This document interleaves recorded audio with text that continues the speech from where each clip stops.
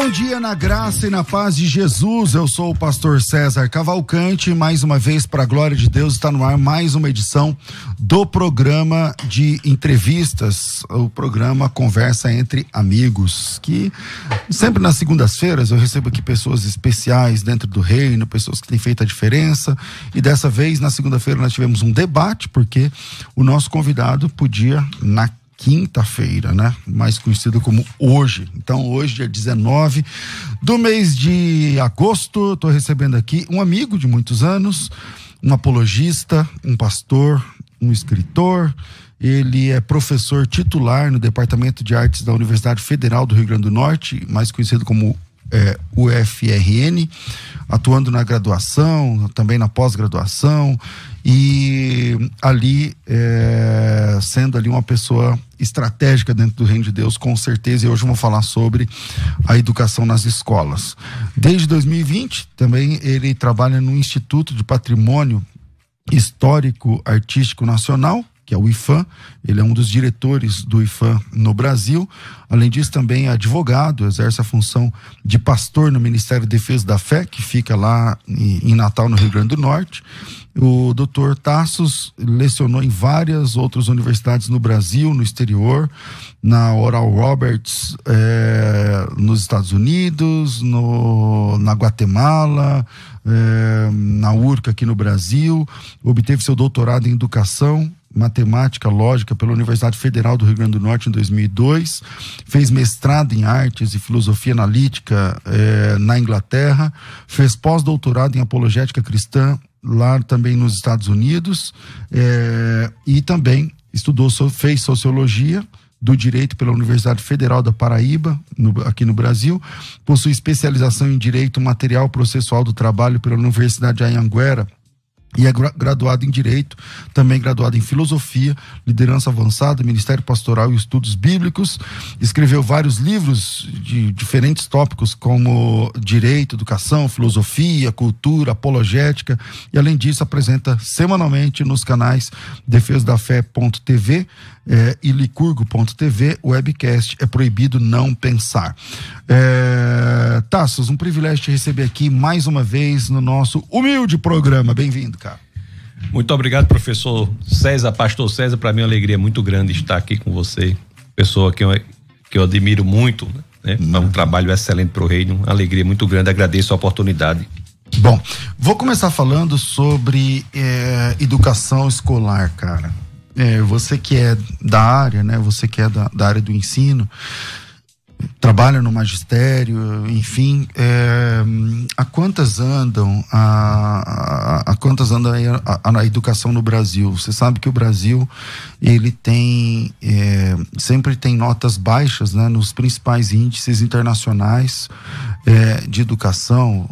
Universidades de países muito menos desenvolvidos que o Brasil ganha. A universidade que nós temos no Brasil, a USP, fica sempre em, sei lá, 200º, 40º, não sei quanto lugar, e universidades tipo da Zâmbia, da Serra Leoa e tantos outros países estão na frente da melhor universidade que nós temos em alguns aspectos. Como você classifica, cara, a educação hoje no Brasil? Professor, a razão disso ocorrer é simples, é porque o conteúdo intelectual tem sido gradativamente substituído por um conteúdo de formação do que eles chamam de formação ética, dão um rótulo da formação ética, dão um rótulo da formação estética, fazendo com que o Estado seja capaz de determinar para os nossos jovens aquilo que é certo ou errado, bom, errado, que é belo, feio, verdadeiro, falso. Então existe uma substituição do conteúdo intelectual nas escolas, e isso tem um reflexo na universidade, por um conteúdo de formação de atitude, de ação, de comportamento específico. Isso é um grande problema.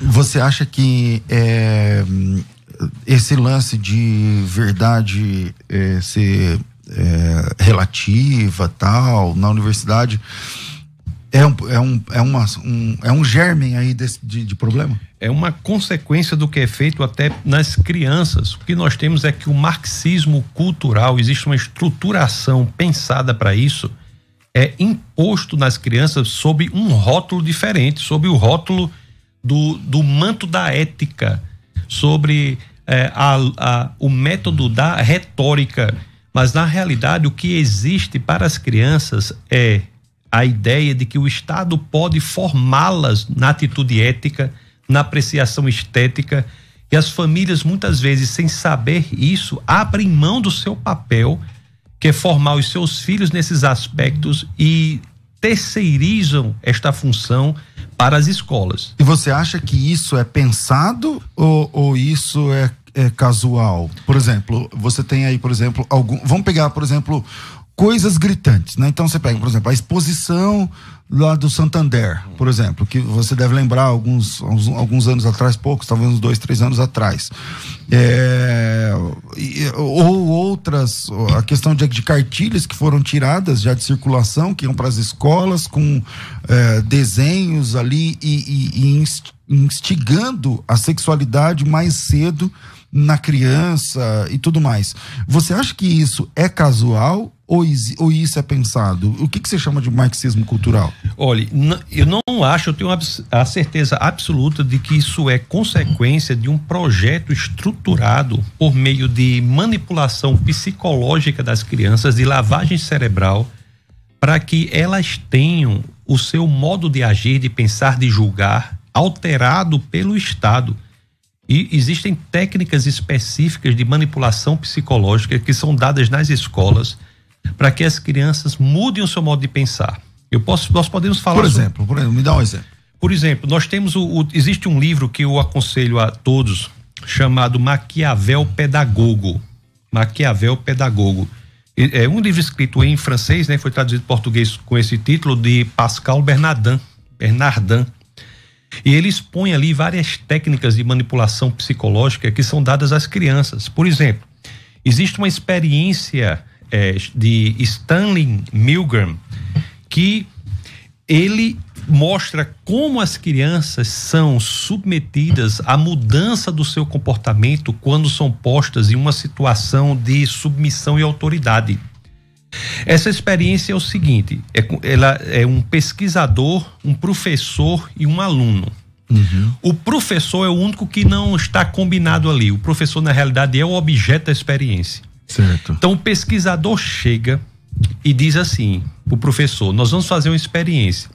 Nós vamos submeter esse aluno a um teste de memória. Todas as vezes que o aluno errar na memória, você aperta esse botão e isso vai imprimir um choque no aluno. Certo. Quando você imprimir a segunda vez, quando você apertar a segunda vez, o choque vai ser maior. Vai aumentando vai aumentando a força. E o professor, submetido àquela situação de autoridade do pesquisador, se envolve em tarefas deste tipo em uma porcentagem que seria impensável se a situação de autoridade... Se fosse verdade... Se o pesquisador não estivesse ali. E o pior é o seguinte: quando se coloca uma outra pessoa na experiência, que é quem vai apertar o botão, e o professor apenas diz que o aluno errou e a pessoa aperta o botão, esse professor leva a experiência de choque no aluno até as últimas consequências. Ou seja, a questão de submissão à autoridade, ela é capaz de gerar comportamentos que são contrários à concepção que temos do que é certo e do que é errado. Então, quando os alunos são submetidos... Ou seja, o aluno, ele entra na sala de aula na primeira aula do ano, uhum, e sai na última aula do ano, mas ele foi submetido a uma doutrinação. Ele é submetido a agir contrariamente à maneira como ele aprende em casa, que é certo e que é errado. E essa ação contrária à maneira como ele pensa gera nele uma dissonância cognitiva. De um lado ele sabe o que é certo e o que é errado, e do outro lado ele está agindo contrariamente àquilo. Achando que aquele é o novo certo. Não achando que é o certo, porque ele está sendo forçado por uma situação de submissão à autoridade. Então ele passa a agir na escola de uma determinada forma, contrária à forma que ele sabe que é certo e que é errado. E isso cria na cabeça dele uma lacuna, uma dissonância. De um lado ele aprendeu em casa o que é certo e o que é errado, e na escola ele é forçado a agir de outra forma. E para ele solucionar isso na cabeça dele, a solução que ele dá é mudar a forma como ele julga as coisas. Ele passa a considerar que a forma que ele está forçando a agir é correta, até porque na realidade não é forçado, é induzido. Então essa é uma experiência do poder da autoridade na mudança de comportamento do aluno. Porque um princípio, pastor César, que as pessoas negligenciam é o seguinte: o pensamento, ele gera atitudes correspondentes. Todos nós sabemos disso. Agora, o que muita gente não sabe é que as ações e atitudes geram mudança de pensamento e de julgamento. Por exemplo, se uma pessoa ela é forçada ou ela é induzida a agir de uma determinada forma, com o tempo ela passará a achar que aquela forma que ela está sendo induzida a agir é uma forma verdadeira, justa. Então, quando você muda a cultura da pessoa. Muda a pessoa. Então, isso, a submissão à autoridade é uma apenas das... Agora vem cá, porque assim, tem uma máxima que diz o seguinte: você pode enganar muita gente por pouco tempo, ou você pode enganar pouca gente por muito tempo, mas enganar todo mundo todo o tempo não é fácil. Então, o que está por trás disso? Você acha que cartilha esse pessoal lê? Quem é a mente pensante desse marxismo cultural hoje? Existem grupos que pensam isso com base em literaturas que são feitas, por exemplo, Gramsci e tantas outras. E isso tem repercussão, inclusive, internacional. Há vários documentos da UNESCO que promovem educação por construção, educação por participação do aluno. Então, todas essas questões são questões que fazem com que o aluno ele se comporte de uma determinada forma que não é exatamente aquela forma que ele aprendeu em casa que é certo ou errado agir. Tudo isso por quê? Porque a escola passa a dizer que a ação dela não é formativa do intelecto do aluno. Ela passa a querer atuar cada vez mais em julgamentos éticos, julgamentos estéticos, e isso é da família. Isso não é da escola. E você acha que o método, a forma de ensino que no Brasil, de tempo para cá, eu não sei precisar, você é da área da educação, vai saber mais que eu, agora é o socioconstrutivismo. E você acha que a metodologia de ensino contribui para essa doutrinação ou não? Sim, essa metodologia é extremamente perigosa. Ela não é necessariamente ruim, mas ela é perigosa. Ela é capaz de formar a mente da criança de acordo com o conteúdo que é passado, por técnicas de manipulação psicológica. Outra técnica, por exemplo, é o conformismo ao grupo. As pessoas tendem a agir conforme o grupo age. Se você pegar, por exemplo, olha, uma vez fizeram uma experiência que foi o seguinte, uma experiência simples. A pessoa mostrava 3 tamanhos diferentes de um risco: 4, 5 e 6 centímetros. E depois mostrava do lado um risco de 4 centímetros. Aí a pessoa dela se pedia que ela dissesse com qual risco aquele de 4 centímetros mais se parecia.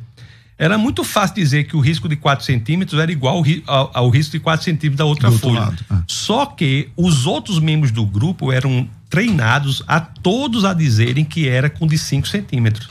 E aí causava nela Ela, por si só, mudava o pensamento dela e ia com o grupo. Que é o efeito manada, né? O efeito manada. Então você tem por trás o quê? A ideia hoje de algumas pessoas de classificar as pessoas antes pelo grupo do que pelo indivíduo. Isso gera uma fácil manipulação do grupo. Porque se você se conformar que você é do grupo X, o que o grupo X fizer, mesmo que você seja contra aquilo, você tem que fazer porque você é do grupo X. Por exemplo, eu sou nordestino. Eu não posso me classificar como nordestino antes de me classificar como um indivíduo. A pessoa que é negra não pode se classificar antes como um negro do que como um indivíduo. A nossa individualidade é que nos classifica. E a mesma coisa com a mulher, com o pobre, com o crente, com o católico, com o bandista, com o candomblessista, com qualquer um. E aí eles se classificam por grupos, então, né? O intuito é fazer com que a pessoa seja levada à autoclassificação no grupo antes do indivíduo. E se autoclassificando no grupo, todas agem em conformidade com o que é dito, que é a ação do grupo. E aí tem um professor, tem um cara, tem um mentor, um livro, a coisa que o valha, que diz, agora a pauta é isso aqui, pronto, já tem a manada pra fazer todo o barulho, fazer todo... Tem a manipulação daquele grupo. Você já presenciou? Porque assim, pra mim, eu vou pedir só pra você vir um pouquinho mais pra cá, tá? E a câmera é a sua, é aquela ali, ó. Se você quiser falar olhando pra câmera, fica melhor. Tá. O Rafa agradece, né, Rafa? Deixa eu ficar aqui mais perto. Pronto, agora ficou melhor, né, Rafa? Então é o seguinte. Bom, eu quero falar sobre o seguinte. É sabido que as universidades, elas foram projetos, na maioria das vezes, cristãos, né? O cristianismo está por trás da criação das universidades. As principais universidades do mundo foram feitas para a glória de Deus, muito embora hoje elas não têm mais esse nível de preocupação com agradar a Deus, com formar homens de Deus e tudo mais. E hoje os seminários são os anos mais áridos da vida espiritual das pessoas. Quando vai para o seminário evangélico, eu tô falando de tem crente que vai para o seminário para a universidade metodista e desvia, e sai de lá nem acreditando que Deus existe, entendeu? E nas universidades que não são confessionais, isso é elevado à enésima potência. Então a universidade, eu não sou contra a pessoa estudar. Tá aí, minha filha tá na universidade, tá todo mundo, eu sou a favor. Só que é o seguinte, são os anos mais áridos da vida espiritual.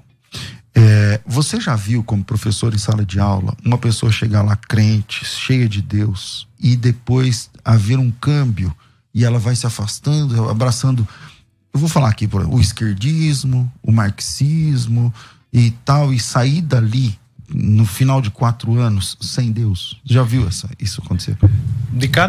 Eu dito aqui algumas vezes, de cada 4 estudantes cristãos, 3 abandonam o cristianismo quando entram na universidade. Isso já passa a ocorrer no ensino médio. E isso se dá, e é aqui a importância do que eu vim dizer assim, para a família cristã, se dá pela falta de entendimento que a família cristã está tendo do poder destrutivo da escola, quando a escola pretende doutrinar eticamente e esteticamente o aluno. A escola era para informar. A questão ética e estética, os valores devem ser dados pela família. E a consequência disso é o abandono no ensino médio e no ensino superior. Existem técnicas de manipulação psicológica que são dadas na escola e os pais têm de saber disso. Existem técnicas, por exemplo, que o cara ora para passar no vestibular. Pastor, ora por mim, amanhã vai ser o vestibular, eu não sei o quê. E aí ora, e estuda, e faz grupo de estudo na igreja, não sei o que lá, tá. O cara vai lá e passa. Aí, meses depois, ele já tá irmanado com a cultura, eu não vou nem dizer mundana, mas às vezes diabólica, entendeu? Anticristã. Como explicar? Pois é, não é na origem da universidade, como você disse. As universidades são criadas de fato como escolas cristãs, as maiores e melhores universidades do mundo, não é? Harvard, Princeton, Yale, Cambridge, Oxford foram criadas como escolas cristãs. O lema original da Universidade de Harvard é verdade para Cristo e a Igreja. Das grandes universidades do mundo, apenas o MIT não foi criado como uma escola cristã, foi criado como uma escola secular. Todas as demais eram escolas de formação de discípulos. Então não é na universidade, não é no conteúdo, porque a universidade procura entender o mundo, e o mundo só é inteligível se nós assumirmos que ele tem uma mente inteligente por trás. A inteligibilidade do mundo pressupõe uma mente inteligente. por trás. Então, a própria existência da ciência e da universidade já aponta.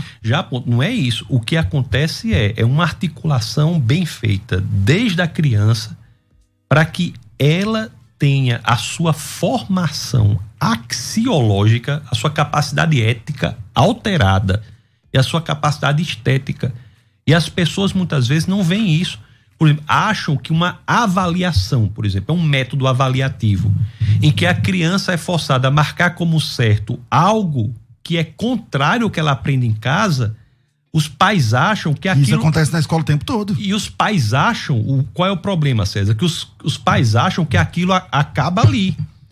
Pronto, marcou errado, marcou certo. Pra passar, pra ter a nota. Pra ter a nota. Eu não concordo com isso, né? Eu não concordo, sei lá, o que seja, eu não concordo, mas se eu falar o que eu não concordo, eu vou perder a nota. Então, eu tenho que marcar o X aqui.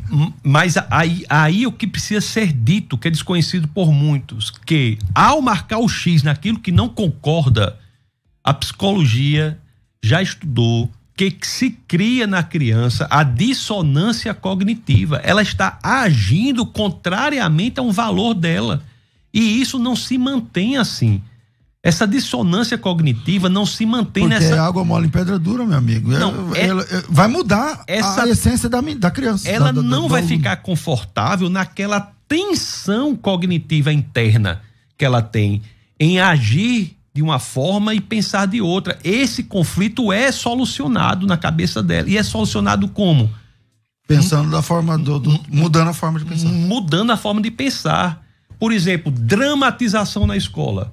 Eu sou contra a dramatização na escola? Não, mas o pai tem que saber. O que você chama de dramatização, tá? Vamos fazer um teatro aqui para estudar um assunto como sociologia.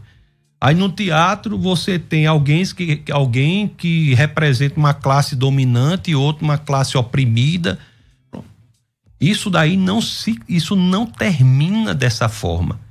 Não acaba quando fecha a cortina. Então. Não. A criança que está performando ali, aquele que o professor está chamando de classe opressora, vai sair dali com um sentimento de culpa. E ela vai articular isso na cabeça dela para que essa dissonância, ela vai dizer, eu nunca fiz nada com ninguém, eu nunca fiz nada, eu não tenho culpa de nada, mas ali na dramatização tem. Então isso é resolvido, essa tensão ela não acaba ali, é isso que as pessoas não sabem. Isso é resolvido na cabeça dela e se criam grupos reproduzidos de pessoas que acham que se devem comportar em manada, se devem comportar se identificar como grupo. Todos nós nos identificamos como grupo, mas o problema é a sugestão de que a nossa identidade como grupo deve preceder a nossa identidade como indivíduo. Isso é você se colocar você é antes um indivíduo, depois você é parte de vários grupos. Bom, eu vou fazer um intervalo rápido e na volta a gente vai apertar mais aqui a conversa. Aumenta o volume aí, se você puder, quase nunca peço isso, acho que eu nunca pedi, mas se você puder, convida seu filho para ouvir esse próximo bloco. Manda para alguém, quem tá no YouTube aí, publica nos grupos, fala, gente, escuta essa entrevista aqui, que super vale a pena. Vira aí, a gente volta já. Vai. Estamos de volta com o programa Conversa Entre Amigos e falando aí sobre a educação ou deseducação, né? Como é que funciona essa questão? Tá, você falou que ia falar um pouco mais aí em off, você falou sobre outras técnicas de manipulação táticas, psicológica, exatamente, ou técnicas de lavagem cerebral para ser. Então manda aí, fala uma. Por exemplo, tem várias técnicas que são feitas. Tem uma que é assim, por exemplo, foi uma experiência que foi feita, que foi o seguinte: há um grupo de pessoas, alguém ligou e disse assim: você poderia participar de uma pesquisa e responder a 20 perguntas sobre um produto? Aí pouquíssimas pessoas toparam, 20 e poucas donas de casa toparam. A outro grupo de donas de casa foi feito o seguinte: ligou-se e disse assim: a senhora poderia responder 2 perguntas sobre esse produto? Aí a pessoa disse sim, eram só 2. Aí respondeu essa pesquisa. 3 dias depois, a mesma ligação anterior que foi feita para outro grupo foi feita. A senhora podia responder agora a uma pesquisa de 20 perguntas. Aquele grupo que tinha se submetido às perguntas, a pesquisa de 2 perguntas, mais de 50% aceitaram responder 20 agora. As 20 perguntas. Ou seja, o engajamento em um ato aliciador faz com que a pessoa se engaje em um ato custoso. Entendi. E o pior, que isso gera uma bola de neve, porque esse segundo ato custoso se transforma em um ato aliciador para um terceiro ato mais custoso ainda. Que vai só piorando, então. Só piorando.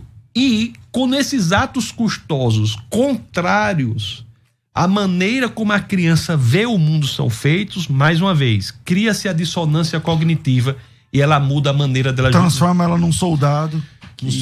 Que vai militar no que quer que seja. Isso. Vamos lá, por exemplo, antigamente eu não sou de nenhuma forma contrário a pessoa, a opção sexual de ninguém.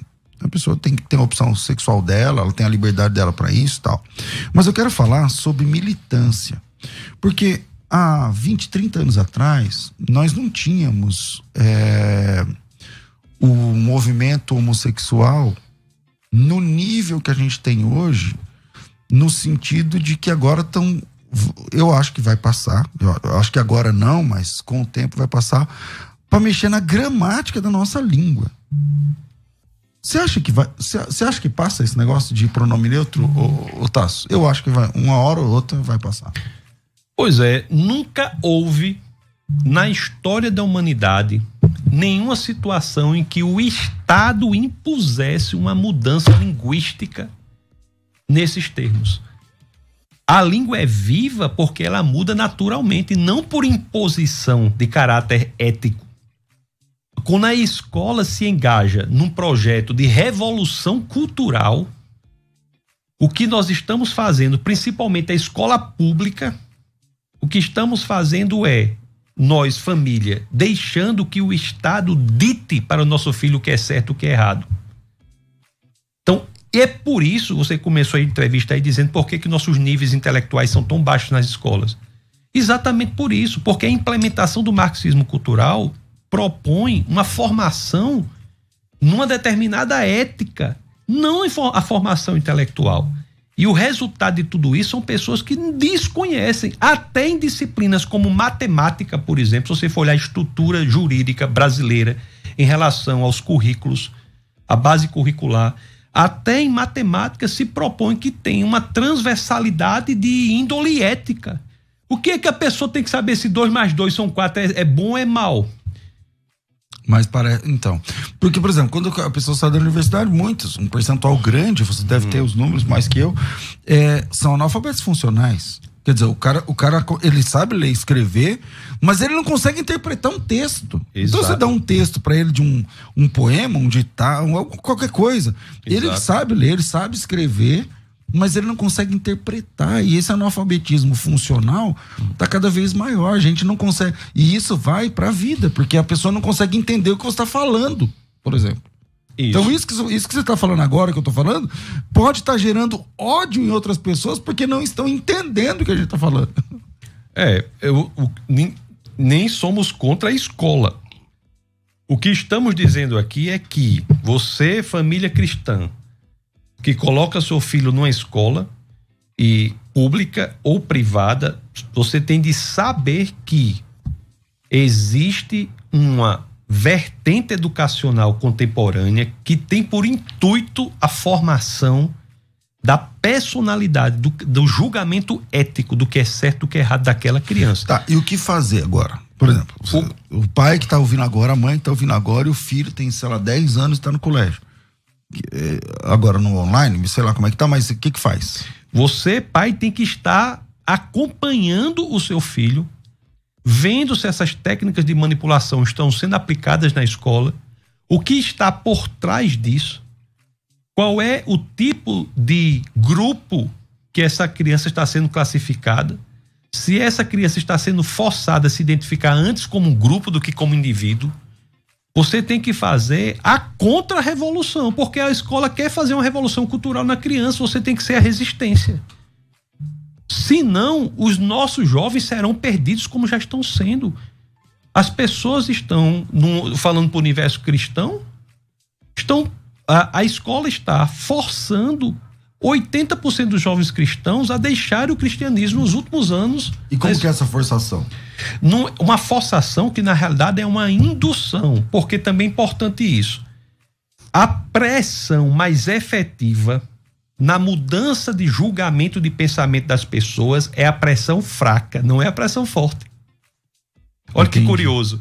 A pressão fraca, ela dá à pessoa a pseudo-sensação de liberdade. É ela que está decidindo, ela que está mudando a opinião dela. Exato. É ela que agora crê assim, porque o outro não sabe. Exato. Então, na pressão fraca contínua, água mole em pedra dura, né? Tanto bate até que fura. A pessoa, o adulto e principalmente a criança, começa a criar justificativas para aquela ação diferente do que ela aprendeu em casa. E é interessante que a escola já propõe as justificativas para a ação errada. Você pode pensar aí em várias situações em que as crianças são induzidas a agirem contrariamente a como aprendem em casa, e a escola já dá o fundamento e ela gradativamente passa a construir aquilo. Quando a pressão é muito forte, ela pode até agir de forma diferente, mas não tem a mudança cognitiva, porque não cria aquela dissonância. Ela sabe que está agindo daquela forma porque ela está sendo pressionada. A verdadeira pressão é a sutil, contínua, que classifica a pessoa como elemento do grupo e não como indivíduo. Essa questão racial no Brasil, de qualquer raça, se você pensar, por exemplo, nós somos claramente um país que demos uma solução pacífica à questão racial que existe. A questão racial existe, mas a solução, no caso brasileiro, é uma solução belíssima na identificação da nossa formação enquanto mestiços. Nós somos um povo mestiço. Verdade. E isso é uma solução pacífica que é dada ao conflito interracial. E o que é que a escola propõe hoje, que é dito nas universidades? Se eu disser isso em alguns lugares, é capaz de eu até jogar em pedra em mim. Com certeza, meu amigo. Mas você presta atenção, o que é que a escola propõe hoje? Não, propõe uma abordagem dessa questão racial de qualquer raça. Não estou falando só de negro, branco, indígena, qualquer raça. Então, se ela propõe o quê? A escola propõe uma abordagem que seja mantenedora da tensão. Que as pessoas se identifiquem como raças específicas e, a partir daí, tem de se portar numa situação de manutenção da tensão, quando, na realidade, o que nós aprendemos é que o Brasil deu uma solução de mestiçagem. Mas a escola, ele sempre, por exemplo, o que se aprende na história hoje em dia? Aprende até Getúlio Vargas. Quer dizer, fica sempre falando ali e tal, não evolui no discurso. Agora, existe uma construção vamos lá, anti-Deus na escola? Porque, por exemplo, a gente sabe, e essa é uma das suas especialidades, que a origem das espécies de Charles Darwin tem várias falhas, né? Várias falhas. Mas ainda é ensinado dentro da sala de aula como sendo normativo, como sendo isso aqui, não tem nada mais, a última palavra sobre espécie, é isso aqui. Existe uma ideia anti-Deus, Tassos? Para que haja manipulação, é preciso que haja essa revolução cultural, e ética, que a pessoa passe a agir dizendo que é certo ou que é errado, de acordo com o que a escola diz. Para que isso ocorra, tem de se ter uma visão de mundo em que Deus não exista. Porque quando Deus existe... Se colocar Deus na equação, aí entra a moralidade, que provém padrões, dele. Exatamente. Na teologia, quando no jardim a serpente fez a proposta para o casal, foi o seguinte: não precisa Você não precisa agir conforme Deus está falando. Sendo Deus a fonte da moralidade. Você pode ser a fonte da sua própria moralidade. Como o que você quiser. E essa proposta é a que é feita até hoje. A fonte da moralidade pode ser flexível. A escola pode ser a fonte, o Estado pode ser a fonte da sua moralidade. O seu grupo é que vai dizer o que é certo e o que é errado para você. E em última análise, você define bem e mal, certo e errado, pode, não pode, com base no grupo que você está. E isso só é possível numa visão de mundo em que Deus não existe. Porque quando você traz Deus para a equação, você traz a moralidade. Você traz a fonte da moralidade. A moralidade existe para todo mundo, o que é certo e o que é errado. Deus é fonte da moralidade para todos. Mas muitos optam por buscar algo para colocar no lugar de Deus. E o marxismo cultural propõe que este algo seja o próprio Estado. É por isso que várias vertentes da política, inclusive, são alteradas. Você tem o internacionalismo no lugar do nacionalismo. Isso na quebra da soberania nacional. Você veja, por exemplo, César, que num país mestiço como o nosso, a divulgação e propagação de grupos raciais independentes, que não são intercambiáveis, como é o caso da mestiçagem, é atentatória à soberania nacional. Nós somos um país cuja formação é a da mestiçagem. Então, ir contra a mestiçagem é ir contra a identidade nacional. A Juliana Cândida está dizendo o seguinte: perfeito falar sobre esse assunto. Quem tem filhos que os eduque. Sou professora e os pais, independente da escola, precisam ensinar seus filhos. Então, não tem também essa questão de que o pai terceirizou a educação? Sim. Para a escola ele meio que não quer nem saber? Sim, exatamente isso. Os pais terceirizam, são eles próprios vítimas de uma ideia de que deve ser feito isso. Por exemplo... mas não é vítima, né? Não, você acha que é vítima? Deixa eu lhe dizer em que sentido. Não é que eles não sejam culpados, que eles têm o papel, mas eles são frutos também do que é imposto. Vou dar um exemplo para você. Por exemplo, a escola chega e diz assim: aqui nós promovemos a educação para a paz. Quem é contra a paz? Todo mundo é a favor da paz. Então esse rótulo chega com o nome Educação para a Paz. Mas qual é o conteúdo que está ali nessa embalagem? O que é que a escola quer dizer por educação para a paz? Que paz significa aceitar um monte de coisa. Tá? Pronto. Ela manipula o conceito de tolerância. E como na caderneta lá, não sei o que lá da paz, então... A escola, o Estado quer propor que tolerância é você achar que tudo é verdadeiro. Todas as visões de mundo são igualmente verdadeiras. Agora, isso, só para terminar, para ficar bem claro, achar que coisas inconciliáveis podem ser ambas verdadeiras é um problema de lógica.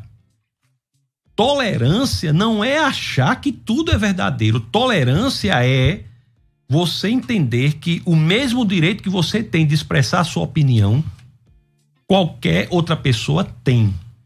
O que é certo e o que é errado vai depender das evidências. Um dos sintomas mais evidentes de analfabetismo funcional é a pessoa não ser capaz de distinguir opinião de fato. Entendi. Então hoje... E isso é construído já para que o pai não... para que... tire do pai ele não vai poder falar nada, porque você quer dar paz, então você é contra a paz. Você é contra a então paz. você é contra o próximo, então você é contra... São rótulos que são colocados, e eu digo quem é o pai disso: Antônio Gramsci. É o pai... o gramscismo é o pai de pai toda desconstrução familiar, né? Pronto. Vamos lá, a Juliana está dizendo o seguinte... essa aqui da Juliana eu já falei. O Leandro diz o seguinte: minha esposa está fazendo um curso de técnico de enfermagem. Agora se liga, o que tem a ver? Técnico de enfermagem, que nem é um curso de nível superior. É um curso de nível superior técnico. É um curso técnico de enfermagem. Ok.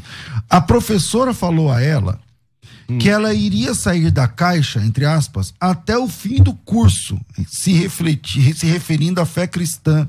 Detalhe, ali nas clínicas. Tá aqui nas clínicas, aqui do lado onde está. Veja que exemplo importante. O curso, primeiro, é técnico. Você tem que aprender o quê? As técnicas do cuidado, da enfermagem. Você tem que aprender... Da anatomia, não tem nada a ver com...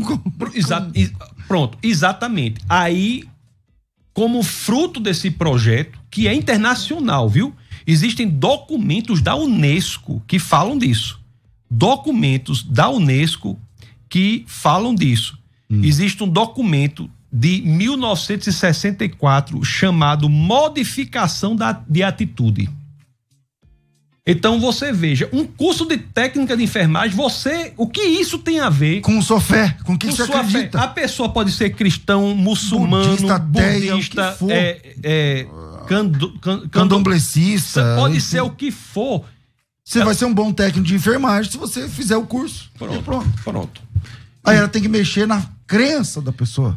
Exato. A substituição no conteúdo didático da informação por elementos que são de revolução cultural e ética é o que causa aberrações como essa daí. Você tem aqui, por exemplo, no Brasil, já tentaram passar, né? Não deu certo, de que crianças, eu tô falando de crianças de 12, 13 anos, possam já fazer mudança de sexo sem consentimento dos pais. Já teve essa proposta de lei, não passou, mas veja que há uma... E isso só vai ser... É igual eu penso, sabe, Tassi? Eu acho que vai passar esse tipo de coisa. Tanto o pronome neutro, que é uma afronta contra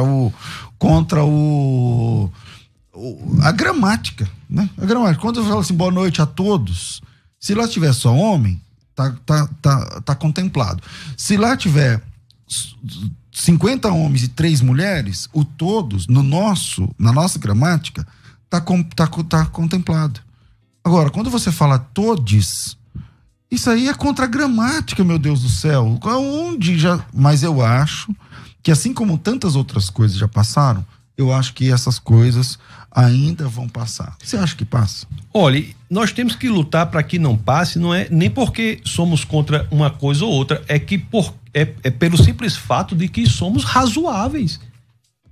Não existe na história, dois assuntos que você falou, não existe na história da humanidade, eu repito, nenhum momento em que o Estado força uma mudança linguística.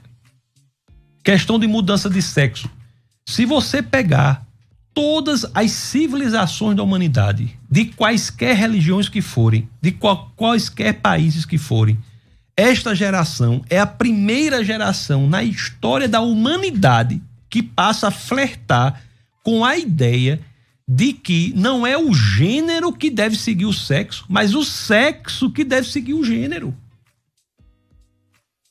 Essa, intelectualmente, apenas falando, é uma ideia tão revolucionadora, tão única, nunca se ouviu nem falar nisso, porque até então esse tipo de pensamento era equiparado à anorexia, uma falsa percepção. Não é que não existe em alguns casos essa percepção, existe existem pessoas que são homens, olham no espelho e se veem mulheres, isso ocorre. Agora, o que a história da humanidade dizia é que por mais que ele queira, por mais que a gente faça, por mais operações que você faça, no gênero dele, não vai conseguir mudar. Existe um imperativo, um obstáculo intransponível chamado realidade.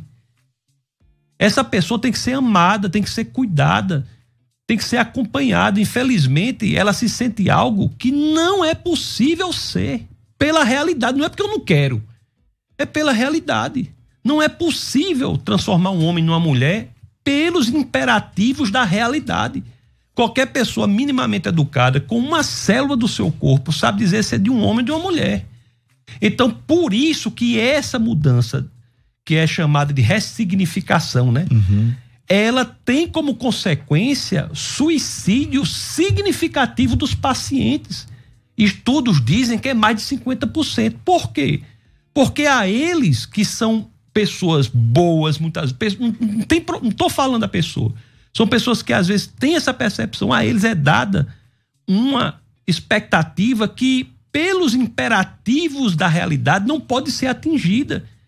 E tem que ser aceita por todos, mas tem o problema da realidade. A realidade. A Simone, ela diz o seguinte: gente, eu ensino em escola pública e está totalmente politizado. Meu filho adolescente sempre está vulnerável a essas doutrinações nas escolas. Então, fica aí, a gente, infelizmente o tempo tá acabando já. Mas fica aí, Tassos, finaliza com um conselho aí, alguma coisa que você queira falar sobre como que a gente reage, cara, diante dessa realidade. Eu quero terminar dizendo o seguinte: isto é altamente, esta realidade de modificação das crianças, da revolução cultural e ética para as crianças, é extremamente antidemocrática, porque afeta principalmente as classes menos favorecidas. As classes menos favorecidas, se você pegar das escolas públicas, são as que têm o menor score intelectual nesses exames. Porque a elas não é dado aquilo que elas merecem, que é o conteúdo intelectual que deve ser passado pela escola. Então, o que é que eu digo para os pais? Tenham ciência disso. Isso é um problema radical. Você está mexendo com o futuro, a formação da pessoa. Nós não podemos achar que não está havendo algo terrível nas escolas. Muitas escolas estão deseducando. E nós temos que nos unir, nós, pais, mães, para que possamos acompanhar os nossos filhos com estratégias específicas, para que eles sejam educados no ponto de vista ético e estético, conforme a família entende. Para quem é cristão, vale o quê? A interferência da igreja nestes campos, para ensinar os filhos das famílias que livremente escolhem estar na igreja nesses ambientes também, nesses campos, nesses elementos éticos e estéticos. Treinando, reunindo jovens, os adolescentes, levando pessoas capacitadas para falar sobre ciência, fé, Bíblia, sobre, enfim. Agora, muita gente falando aqui, o Sérgio está dizendo, esse programa precisa ser reprisado pelo menos umas 5 vezes. Ajuda a gente aí, a Simone, o assunto de máxima importância, tenho preocupações, pois tenho uma adolescente que vai para o ensino médio o ano que vem e outras 2 no fundamental, vou sentar mais tarde e assistir com elas. Olha, que bom, glória a Deus por isso. Tassos, quero te agradecer, cara, infelizmente o tempo é curto, né? Eu queria falar aqui com você 2, 3 horas, mas quero te agradecer e louvar a Deus pela tua vida, pelo teu trabalho. Se você quiser conhecer mais o Tassos, segue aí no Instagram, o nome dele, onde você arrumou esse nome, Tassos? Rapaz, pessoal lá do sertão do Nordeste tem esse nome, deve ser isso aí, né? Dos índios Cariri lá da minha família. Então, Tassos, Tassos, Tassos, e aí, ponto Licurgo, o Licurgo para ajudar é com Y. Então tá aparecendo aí para quem tá na tela, tá aparecendo já aí. Então Tassos Licurgo, Tassos.licurgo no Instagram. Tassos, tem ainda o site onde a pessoa pode ter ajuda, como é que funciona? Tem um site chamado tassos.com.br e lá você pode acessar o canal de vídeos.